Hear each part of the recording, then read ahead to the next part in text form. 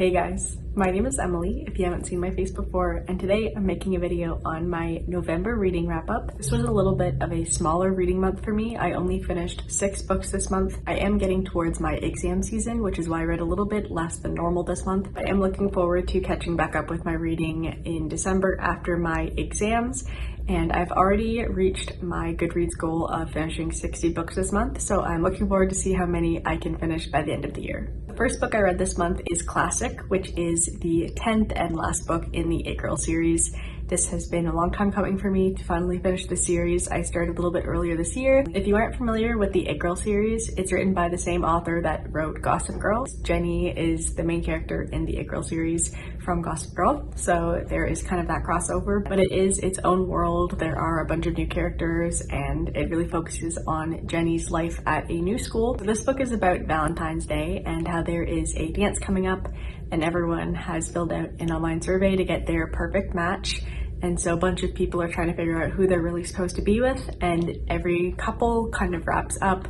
There are new couples forming, there are couples breaking up, and all of that good drama, which I love in the It Girl series. It's my favorite part of it. I love relationship drama. It just keeps me coming back for more. So there's lots of that in this book. And there is also an epilogue at the end of the book, so you get to see where the characters are kind of finishing up. And it is a nice closure to the series. I gave this book a 4 to 5 stars because I felt like it was a really good end to the series. Everything is wrapped up nicely and there's a lot of drama along the way, and I was never bored of it, but at the same time I feel like there are some storylines that weren't as strong in this book as others, but overall I really still enjoyed reading it, and I would definitely recommend the It Girl series to anyone who is looking for a kind of high school drama if you haven't read this one yet. Sorry for the lighting, guys. I know it is kind of dark. It is pretty late in the night, and I really wanted to get this video up for you guys, so I am filming it with some artificial lighting. Hopefully it isn't too bad. The second book I read this month is Animal Farm by George Orwell, and this I read as an audiobook. If you aren't familiar with Animal Farm, it is more of a classic novel about a bunch of animals who live on a farm, and they aren't satisfied with how their life is going under the control of the farmer, who is kind of like their master, and so they all band together to create a new farm for themselves and work for themselves and create kind of like a paradise of an ideal world where everyone is equal and everyone gets what they deserve. I'm not really too sure how to describe this book because it is about Stalin and Russia and his time during Russia and everything that was going on with him, but it is told through this perspective of animals. So it kind of is historical, but at the same time, it's like a fairy tale. So if that's something that is intriguing to you, then I would definitely recommend picking this up. It is something that is quite unique. I haven't read anything like this before, and I'm not really the biggest fan of historical fiction or historical nonfiction or anything like that. History isn't really my element. I'm definitely more of a drama person, like I said before. But I did still enjoy the book. I ended up giving it a 3 out of 5 stars. I did really like that this book was told through this perspective of animals, but at the same time there were a lot of characters to keep track of. There was a whole farm of animals, things going on, they all had names, and it was kind of hard for me to keep track of who was who. So I feel like that kind of hindered my enjoyment of the book overall. But I still think it was a pretty good book, and I think other people would enjoy it a lot more than me if they are more fans of history. So I wasn't really the target audience for this, but I'm still glad I read it because it gave me more of an insight into the history of what was happening in Russia around Stalin's time.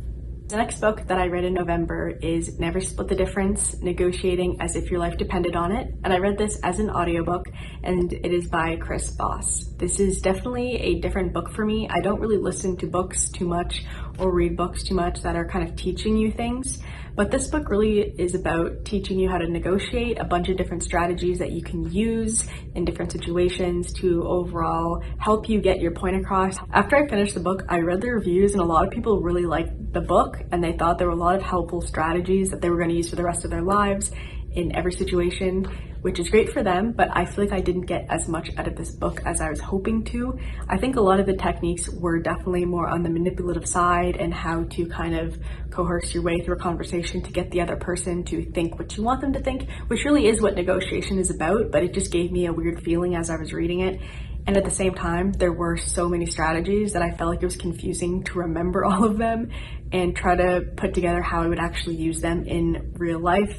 and how I would remember the steps and all of that. I feel like I would have had to take notes and study this book to really get the most out of it, but there are a few things that I remember that I might use in my life. I don't really know. This is the lowest book that I rated this month at 2.5 out of 5 stars. I would recommend this book for anyone who is interested in negotiating and really is willing to put some time into learning these strategies and studying them to put them to use. So if that is you, then I think you would really enjoy this book. Just keep in mind that there are a couple things that are a little bit manipulative, but other than that, I think you'd enjoy it. The next 2 books that I read this month are both by Sarah Bernard, who is a new author for me. I have never read anything by her before, but I might read some more by her because these 2 books were pretty good.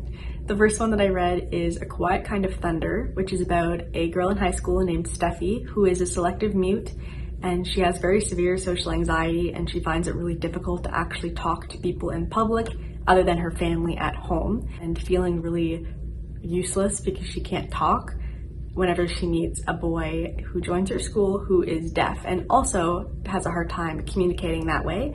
And so these 2 meet and they become friends, and the story is basically about their relationship and how the 2 of them really grow into themselves as they're growing up in high school and their struggles, and they really bond over that. The relationship between those 2 characters is kind of the main focus of this book. So if you aren't into romance, then this probably wouldn't be the book for you. I really love the relationship between the 2 characters. It was so cute and wholesome, and they definitely had some moments that really made me laugh. So I love that in a book. There is also great anxiety representation. So if that is something that you're looking for in a book, then I think this one would be a good one. I gave this book a 3.5 out of 5 stars because I really enjoyed reading it, but at the same time, I would have liked more. I would have liked to feel more for the characters that were not the 2 main characters. I think everybody else was kind of insignificant. There was a relationship with Steffi and her best friend who I didn't really care about. So there was that, which was also a big part of the book, and I didn't really care about those chapters and those bits of the book. So that's why I gave this a little bit of a lower rating, but overall I would still recommend this book for anyone who wants a wholesome high school romance. The other book that I read by Sarah Bernard is Goodbye Perfect, which is about a girl who is also in high school named Eden, and her and her best friend Bonnie have always been very, very close, and they think they know everything about each other until one day Bonnie ends up running away with a secret boyfriend that Eden knew nothing about. And the identity of this secret boyfriend is a big shock to Eden, and she feels betrayed that Bonnie did not share this part of her life with Eden. I think the book really did a good job of handling how a teenager would feel in this situation where their best friend is with someone who isn't right for them, but at the same time, she doesn't really know better because she is a minor and she can't see things the way that other people do. And I think that the characters were really well done, and I like this one a little bit more than A Quiet Kind of Thunder, so I gave this one a 4 out of 5 stars. I finished this book in one sitting, so I did really enjoy it. I was entertained the whole way through and I never got bored of it, but the reason I didn't give it a 5 is kind of the same reason as the Quiet Kind of Thunder book. I felt like there were some relationships in here, particularly the sister relationship. I felt like the sister relationship wasn't as interesting as everything else going on in the book, but I still enjoyed this one a little bit more than A Quiet Kind of Thunder. I feel like the ending was a lot better. I would recommend this book for anyone who is in high school, who is interested in reading a little bit about possibly forbidden romance and dealing with the conflict of figuring out if a relationship is right or wrong, as well as anyone in general who likes that kind of book and is interested in maybe a more taboo topic and exploring really into how a teenager would view that type of situation. I will give a trigger warning for anyone who has issues with abuse of power and that kind of thing. If you are bothered by that type of relationship, then I definitely would not recommend this book for you. The last book that I read this month is A Stranger in the House by Shari Lapena, and I read this as an audiobook. I am making my way through Shari Lapena's books as I am a fan of hers, and this one was definitely different for me. It's about a woman named Karen and her husband Tom, who seem to have a really good relationship. They are just a normal couple living their lives when Karen gets into a car accident and she's left with gaps in her memory, and she was found in a very sketchy part of town, which raises a lot of questions in their relationship, and there's a bunch of secrets for both of them that neither of them want revealed, as well as some things going on in the house that Karen is noticing that are a little bit different every time she leaves the house things are being moved around and stuff like that, and she is struggling with her memory, trying to figure out what happened with the accident, as well as some other issues that are going on in the book. So it is kind of like a domestic thriller with a little bit of mystery in there. If that is something that you're interested in, then I would definitely recommend picking this book up for yourself.